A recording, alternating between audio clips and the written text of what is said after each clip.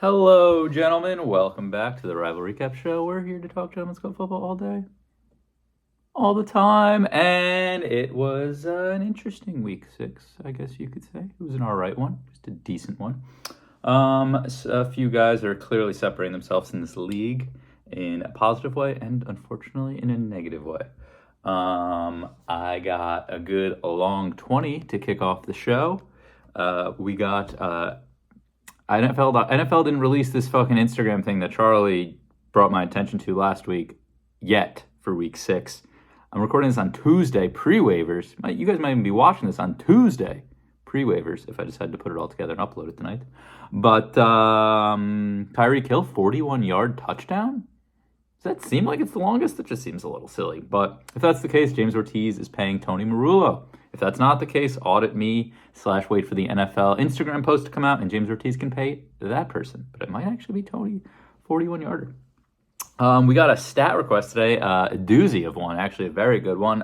One that, as the person requested, I was already about 95% of the way done with it because I had the same idea. Guys, we are in an interesting spot where we have a 6-0 team and we have an 0-6 team. That has never happened in Gentlemen's Club history before where we had one of each. In fact, we've never had a 6-0 team. So kudos to Ian Jones and the Lot Lizards for being the first one to accomplish that feat. So I decided to look back into prior years and see what was the furthest undefeated streak into the season and where did they finish, and what was the furthest defeated streak and where did they finish.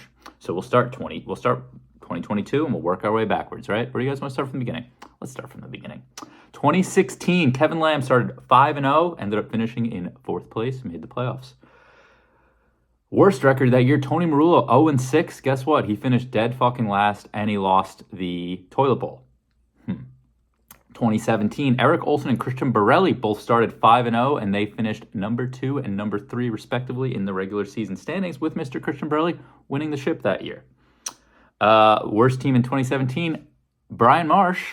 Probably Team Marsh was probably the team name those days. 0-4. I was able to turn around into a 9th place finish. If that's turning around. I think I just missed the playoffs that year. I think that was the Chris Boswell, Marullo fuckery.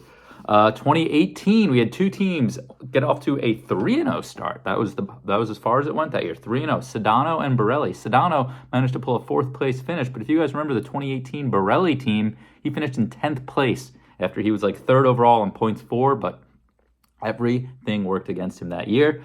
Spencer Sklar, 0-6. The one of the other 0-6. I mentioned Marullo was 0-6. Sklar was 0-6, and Sklar also finished dead last, number 14, although Sklar did not lose the toilet bowl that year. 2019, Joseph Narduli, 4-0, finished in 1st place. 2019, John Sedano, 0-4, finished in dead last place, 14th, but did not lose the toilet bowl. 2020, Christian Borelli, again, 4-0.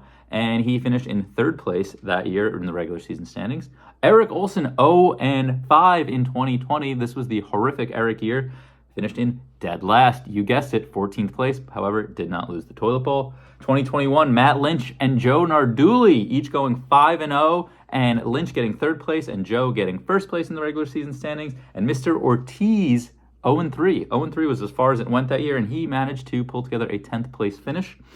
Christian Borelli, 2022, 4-0 last year. Finished in 4th place in the regular season standings. Other side, Kevin Lamb, 0-4. Finished dead last, 14th, and he did lose the toilet bowl. Guys, so some takeaways. Mr. Lynch, these are not good stats for you because 5 out of the 7 people did end up finishing in dead last, while we only had, I think, 2 toilet bowl losers out of that group, so that's a little optimistic, I guess. It's grim. It's very grim. And other side of it, we only had one person win the league for being the longest lasting, or whatever you want to call it, undefeated player, and that was Christian in 2017. So basically, though, being the undefeated person this far has guaranteed you a top 4 finish in the regular season, other than Mr. Borelli's 2018 season. So, yeah, when the good's good, it's going to be good. When the bad's bad, it's going to get bad. Does that make a whole lot of sense? Probably not, but we're going to get into the matchups because I can already see the clock ticking. The Steens, where do we start? My matchup. The Steens, Paydirt FFC, 108-79. Not even that great from the Steens. Russell Wilson off to a terrible start on Thursday night. Did not matter because Paydirt had no juice. Paydirt pitted to an unlucky and kind of pretty bad fantasy football team.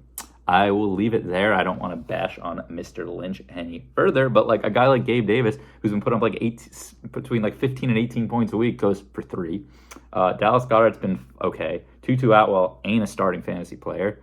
As I said, I wasn't going to rip into Matt. I just started ripping into like players individually, so I'll stop. But yeah, I mean, listen, I'll keep taking wins. You guys only want to put 79 points against me? Hate me, don't care. Next matchup, the Lot Lizards versus Team You've Got the Bug. This was a battle of Goliath versus Goliath based on their performances thus far. Ian goes for 123 to Tony's 107. Expected a little more of this matchup, but hey, still a pretty decent scoring affair. Christian, I've said Christian like 3 times. I think it's because I'm looking at Christian McCaffrey. I don't know if you guys hear me go as I'm talking about Ian. But Ian potentially might lose Christian McCaffrey for a little bit of time. I don't think there's anything that we know yet other than that we're probably all targeting Jordan Mason in the waivers tomorrow just because you never know. So Ian takes a hit on his best player, but still puts up a great performance. As I said in the past, it feels like a different running back on Ian's team pops up every week. This week it was kind of Etienne with 23 points. Not getting a lot of quarterback production, even though Kirk's been pretty great thus far with Anthony Richardson out for the next few weeks. We'll see if Kirk can keep it together for the Lot Lizards. Other side, Tony, Josh Allen was banged up at the end of that game. You never want to see that. That was what the... holy shit, what was it? Was that last night? No, that was Sunday night. Yeah, because that was the last player in this matchup. Ian needed Josh Allen not to get like 30-something points, and he got 13. So good for you, Ian, getting a win and solidifying first place. Tony 4-2, though. Still a very strong team. Next one, Kevin versus Joe. 125 for Brian's Ryan to Joe's 91. 91, a stinker for Club Sundays. Justin Fields gets hurt. I don't know about you guys, but Joe's been texting me about quarterback trades because he has Fields and Stroud. Now, I don't know about Fields for at least next week. I'm not taking him because I'm not going to get a discount, right? I you know what I mean? I'm still going to get fucking... I can't. I've entertained Joe a little bit thus far, and he's been fine, but at the same time, like, Joe, we are never going to make a trade. We never have. We never will, no matter how juicy it might look. So that's what I have to say about Joe's 91 little point stinker. Other side, though, Kevin Lamb, 125. Nice week. After a bit of a stinker last week, a down week, his team fires back. He got, I think he had some buys last week, so he got those guys back in the lineup. Kevin's 3-headed monster of Lockett, A.J. Brown, and Keenan Allen was in full force, getting a combined 55 points, 56 points roughly between the 3 of them. Love that out of your receivers. And, Kevin Lamb's got a nice team. Next one, Christian Borelli! Yes, you were on the board, Christian. 1-5, the new lineup. Yak United were able to take down the Young Esquires just so barely by about, 4.26 points? I honestly, when I saw that Spencer's kicker needed like 12 points or 12.5 points in Monday Night Football, I didn't think there was a fucking doubt that he was going to get it, because that's just how Christian's season's been going.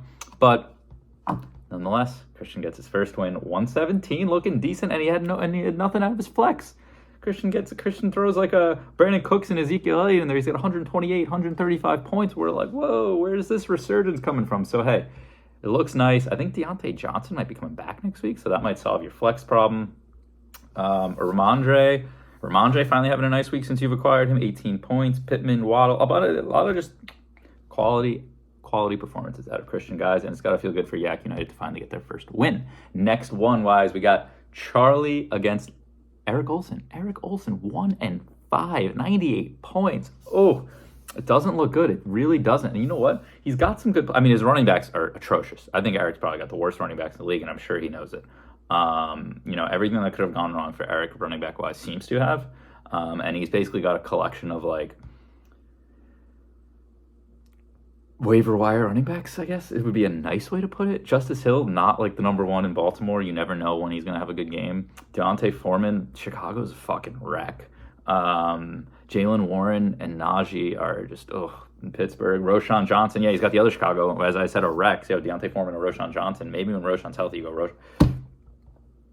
Horrible, Eric. And Eric has lost 5 straight, guys. But you know who Eric plays next week? Matt Lynch. So what's going to happen? A guy who's lost 6 straight, aka all of them, versus a guy who has lost 5 straight and has both been in the dumps. So one of their seasons can maybe start to take a turn next week. But Charlie is rolling. Charlie coming off a huge week where he had like 160 something points against me, following it up with 137 points. Charlie's team is here to stay. All he needed was Breece Hall to come alive. Back-to-back 20-plus point weeks. We always knew Charlie had 2 stud receivers. Jacoby Myers is seeming to be a fucking little stud himself.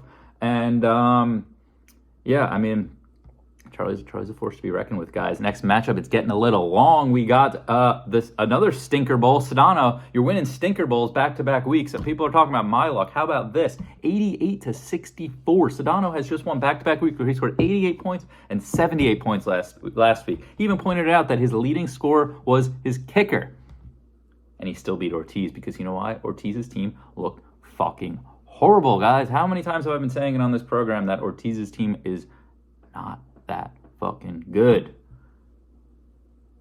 This showcased it. I saw a rumor today that Hollywood Brown would be a dynamite player to get traded to the Chiefs. That'd be sick. That'd be sick for Ortiz.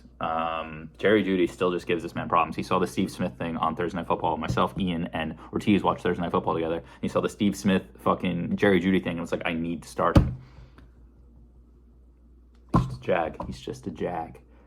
Actually, that doesn't even sound like he's a jag. Saying just a jag is actually like fucking horrible English. So yeah, Sedano escapes with another win. He's biding his time. I mean, you know, Justin, first week without Jefferson and Atchan, and he gets a win. What did Joe say the other day? If John can be 4-5 by the time those 2 guys are back, he'll be in a good spot. Well, he's already got the 4. So if John can win one of the next 3 weeks, he's even in a better fucking position. Last one, guys. It is Rast. It is Weston. What do I got to say here? Rast literally doubled Weston's total, almost to the fucking .1. It's amazing. Rast seems fucking amazing. I don't really have anything to say other than that. It's just you just look at the top scores every week and it's Rast guys. Raheem Mostert has 10 touchdowns in 6 weeks. Wow. Nothing exciting or worthwhile talking about Weston's team. After Weston had a couple good weeks, it has been certainly dipping. But hey, he's married, so that's cool. Last thing I want to touch on before I call it for the week. Actually, 2 last things. Brian Marsh is now 6-2 against Matt Lynch. Ian Jones is now 6-3 against Tony Marullo. Kevin Lamb has evened it up at 4 apiece with Joe Narduli. Christian Borelli is now 5-3 against Spencer Sklar. Charlie Corrida has crawled his way back to a now 3-6 record against Eric Olson. Sedano has improved his record against Ortiz 5-3.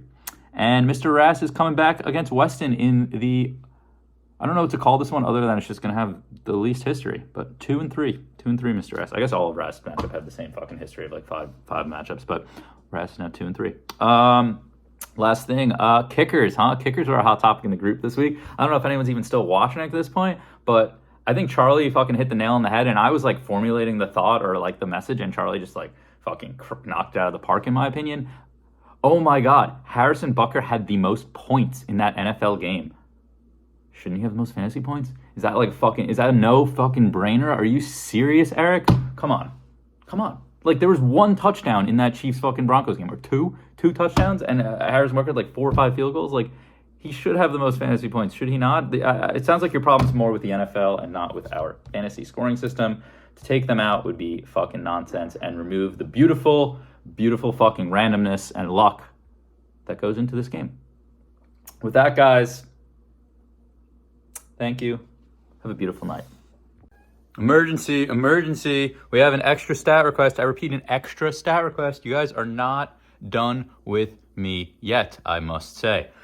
So from none other than the 1-5 man, Mr. Christian Borelli, would like to know, what is the worst record that has ever gotten into the Gentleman's Club playoffs? Well, Christian, as a guy who's 1-5, just had your first promising or somewhat promising week all season, you know, you got a long road to go. However, in the era of the 13 regular season games, 2 6-7 teams made it in our history.